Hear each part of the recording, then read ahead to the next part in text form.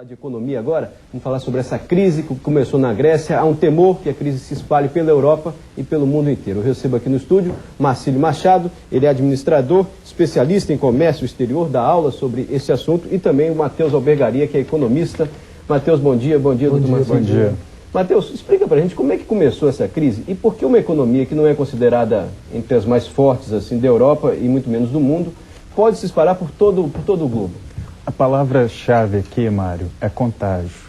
Às vezes, uma crise relativamente pequena em um país que não tem uma grande participação na comunidade europeia pode ter efeitos devastadores sobre o mundo. Por que isso acontece? Devido aos avanços na tecnologia digital, principalmente devido ao advento da internet, o que acontece no mercado pode acabar impactando em questão de horas no mundo inteiro. Foi o que aconteceu durante a crise de 2008. Agora, tem uma grande vantagem também. Devido a essa rapidez de contágio, também há uma maior rapidez, uma maior agilidade dos governos em controlar os efeitos adversos da crise. Qual que foi o problema com a crise da Grécia? E não foi só a Grécia, mas foi uma série de países europeus também. Portugal, Irlanda, Grécia está sendo o ápice dessa crise. Agora, houve um certo atraso dos países da comunidade europeia em responderem ao auxílio em relação à Grécia. O pior caso aqui é a possibilidade de você ter um contágio em massa pela Europa. Felizmente, isso não está acontecendo até agora, mas, obviamente, você vai ter algumas consequências severas sobre a economia grega, principalmente por conta das imposições dessa ajuda financeira. Quer dizer, como o mundo está cada vez mais globalizado e o capital vai de um país de mercado para outro com muita velocidade, muita facilidade em função da tecnologia, a crise se espalha rapidamente. Sim. Agora, Matheus, e esse pacote aí trilionário de quase 1 trilhão para conter essa crise, para que ela fique só lá na Grécia, é suficiente? Isso só o futuro vai poder dizer. A gente vai ter que esperar um pouco pelos próximos meses para ter uma noção se esse pacote vai ser útil ou não.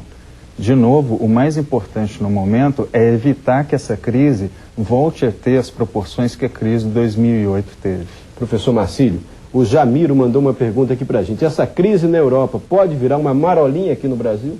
Bom, o que a gente não pode deixar de considerar é que foi uma crise muito séria. E a grande preocupação, dentre outras, é que alguns economistas, alguns analistas acharam que a Grécia poderia até abdicar ou desistir da opção de fazer parte do sistema monetário europeu, ou seja, abandonar o euro.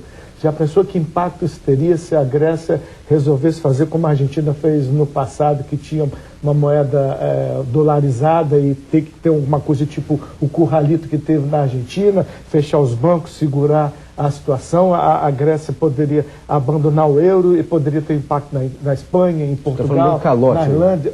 Não só o calote, mas tem que adotar uma outra moeda, porque pelo fato de fazer parte do sistema monetário europeu, a Grécia não pode simplesmente desvalorizar a sua moeda para ser mais competitiva, porque a Grécia vai precisar de uma maior competitividade em relação aos seus produtos, uma reestruturação interna da dívida dela, e como hoje ela faz parte de um sistema monetário europeu que não funciona assim como um país. O Brasil é um país, todos os estados estão com a mesma moeda, a mesma coisa acontece nos Estados Unidos. Então, na hora que um país resolve fazer parte do sistema monetário e adotar o euro, ela tem que se atender a todas as regulamentações do Banco Central Europeu. Professor, e a pergunta do Jamiro aqui, isso vai virar uma marolinha aqui ou pode ser bem pior? Olha, eu acho que é muito difícil a gente fazer uma previsão agora. O mercado, na quinta-feira, que quase foi considerado na semana passada uma quinta-feira negra, já deu um sinal, como o próprio Matheus colocou. Os líderes, eles de uma certa forma, hesitaram muito em tomar uma medida rápida para conter. Então, eu acho que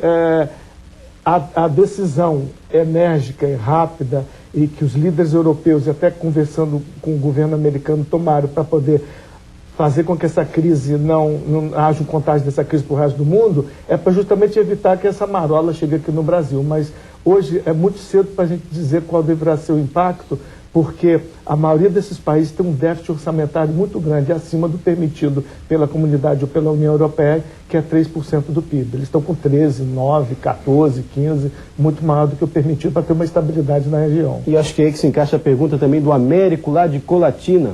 O Américo Monteiro de Souza, ele pergunta sobre esse controle aí, por que não há um controle sobre os números dos países, e diz o seguinte, Matheus, a maioria dos países escondem os números de suas economias, fazem manobras nas contabilidades para viver de ilusão de que estão bem, mas aí de repente estoura uma crise como essa. É assim como diz o Américo.